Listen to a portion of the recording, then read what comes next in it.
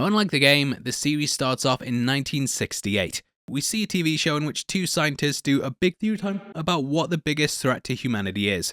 The first one goes off about how we may have a pandemic level event that's caused by a strain of influenza, which, awkward. The scientist mentions how airplanes are a new element that will help viruses like this spread easier, and later on we see several planes flying overhead as Sarah, Joel and Tommy make their escape. Now, the scientist played by John Hannah talks about the threat of cordyceps and how climate change could allow the fungi to spread from the more tropical regions of the world to human population centers. He talks about how cordyceps work, and this is something that scientists have studied in the wild. The fungi infect their host, and they then fill them with hallucinations that cause them to act a certain way. A lot of the time they'll get ants to climb high up into the trees, and then from here they'll kill the host and get them to spread their spores. They end this speech by clearly setting up the stakes and showing why the world ends up the way it does. We lose.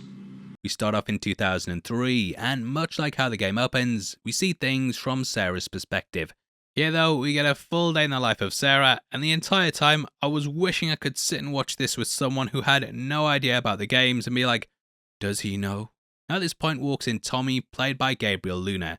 He sounds exactly like Tommy does in the game, and I actually closed my eyes and couldn't tell the difference. Definitely the same. I thought we was having pancakes. They got no clue. But we ain't the only town. We know Joel and Tommy worked as carpenters, and unfortunately, due to a job, he has to work a double shift to get stuff finished for the day. At this point, a news report goes out over the radio, and we hear a mention of Jakarta. We don't know where the outbreak originated from due to the game not really telling us, but it is possible that this is the show filling in the backstory of how it came about. It's of course a very hot country, and this would tie back to the climate comments made by the scientist earlier on. Now, we also meet their neighbours at this point, and in the game, this is where the first infected attacked from. However, it wasn't an old lady, and instead, it was a man that attacked them called Jimmy Cooper. Here we can see that the infection has started to hit humanity, as we can catch a student twitching away, which we later see at the federal camp is one of the signs of infection. The cordyceps attach to someone's brain and affect their nervous system, which is why these little mannerisms start before it takes control. Now, Sarah then goes to Joel's room and takes his watch out the drawer so that she can get it fixed. In the game, she just bought him, but here she's using his money to get it fixed up because she's a cheapskate. She's a bloody cheapskate. Anyway, Sarah gets the watch fixed, and we start to see that something might be off due to the amount of sirens and the fact the shop owners close up. Sarah visits her neighbours, the Adlers, and she asks to borrow the DVDs Curtis and Viper 2. Anyway, something is clearly off with the neighbours, and the dog is acting strange too. Now, at this point, we get Joel and Sarah having a conversation on the sofa, which is pulled directly from the game. Honey, it's What? nice, but I think it's stuck. It's not. What? No. Oh, ha ha. Did you? What? I don't hear anything. Where did you get the money for this? Where'd you get the money for this? Drugs. I sell hardcore drugs. Drugs. I sell hardcore drugs. It's better when I do. Cut to Sarah asleep, and this plays out similar to how it does in the game, only this time they make the pair a bit closer by having her do it on his lap. Here we see the phone call was learning that one of the infected started attacking people at the bar, and Tommy got locked up for fighting them. Joel has to bail him out, and he puts Sarah to bed, which is when we see her waking up, which is how the game properly starts. Sarah visits the Adlers, and here she finds that the elderly woman is now up about and eating people. They've actually added something to the infected here, and we can see that the cordyceps comes out of her mouth, which wasn't present in the game. Joel and Tommy arrive, with Joel swinging a wrench, similar to how you use melee weapons in the game. They jump in the truck, and I love how we can see the Adlers in the street now showing how quick the infection spreads. Now, the truck ride is really similar to it, with it being word for word at points. We also have them approaching signs for Austin one way and the hospital which is the other, and this is all ripped right out of the source material.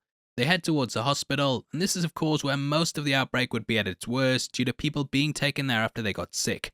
We learn that the Adlers actually went there to get medicine for the elderly one, and this is likely how she picked up the infection in the first place. Now, after the truck's thrown off the road, Sarah's unable to walk and Joel has to carry her. This is where we take control of him in the game, and it leads to them running through a restaurant chased by the infected like what we see here. And at this point we get what's probably the most devastating part in the whole story.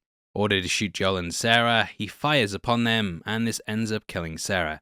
I've watched this scene a ton of times in the game, and it was only upon this watch through that I realised that they did this because Sarah was injured and they might have suspected a bite. completely gut-wrenching, and it's the defining moment in Joel's life that changes him for the worse. This scene is the key to understanding the character, and it sets up basically everything that's to come. Now from here we get a time jump of 20 years and a big section that wasn't in the game. Here we watch a child out in the wilderness making their way to the federal camp, which is located in Boston. Now, this child's found to be infected, and the Fedra soldiers end up euthanizing them. Fedra is basically the remnants of the federal government, but they were seen as fascists in the Last of Us universe. They had strict rules that sentenced people to death for very, very little, and in the game we're first introduced to them forcing people to their knees and shooting the infected. Sadly though, we see her body in the back of a truck, and this is how we're reintroduced to Joel and where he is now. Carries the body almost like how he did with Sarah and dumps them on the fire, showing no attachment at all. Now here we pick up with Tess tied up and Robert begging her to let things go. It shows how much of a G she is, and in the game she killed the captors herself. The Firefly explosion allows her to escape, and this is riffing on the scene in the game when they go to cross a checkpoint and one blows off, which makes Tess and Joel flee through the tunnels. Joel goes to a radio operator, and we learn that he's been trying to reach out to Tommy, which is what the truck battery's for. He returns to the apartment and falls asleep on the bed, hearing echoes of his brother screaming. Cut to Joel waking up, which is where we pick up after the time jump, and we see Tess telling him about Robert in a scene that echoes how we first meet her. They mount up and decide to head out, which is when we cut to Marlene. Leader of the Fireflies, we then see them planning attacks with a map on the table. Her forces are starting to ask questions about why people are dying, and why there's a random girl locked up just down the hall. Now it's sort of touched upon here, but Marlene had Ellie drafted into a Fedra program as a child, and this was to keep her safe.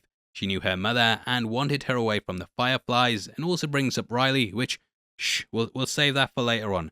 Anyway, she warns Ellie that she'll be killed if people know about her, and this comes to be true. Joel and Tess make their way through some buildings, and they move underground, which is a similar thing to what they did in the game.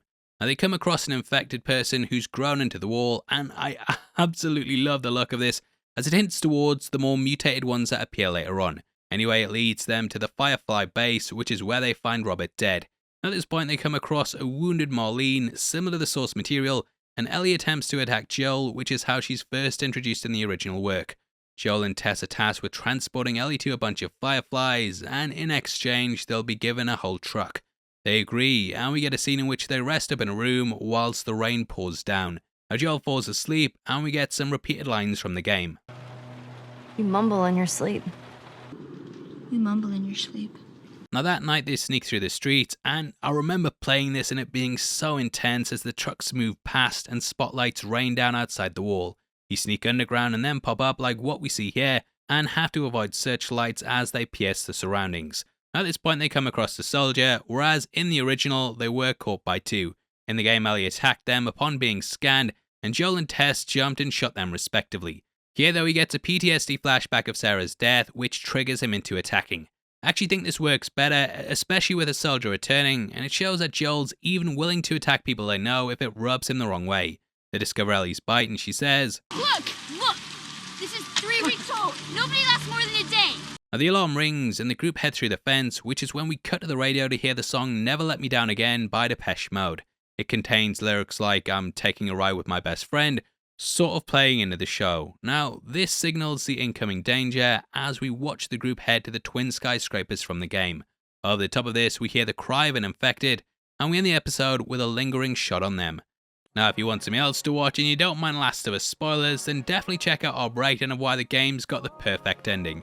It talks about all the themes in it, some things you might have missed, and if you enjoyed this breakdown then you're gonna love that too. Hopefully see you over there, and yeah, make sure you stick with us as we're gonna be doing Last of Us every single week. We're gonna be milking it dry, and yeah, I hope you come along for the ride. By the way, thanks for clicking this. I've been Paul and I'll see you next time. Take care, peace.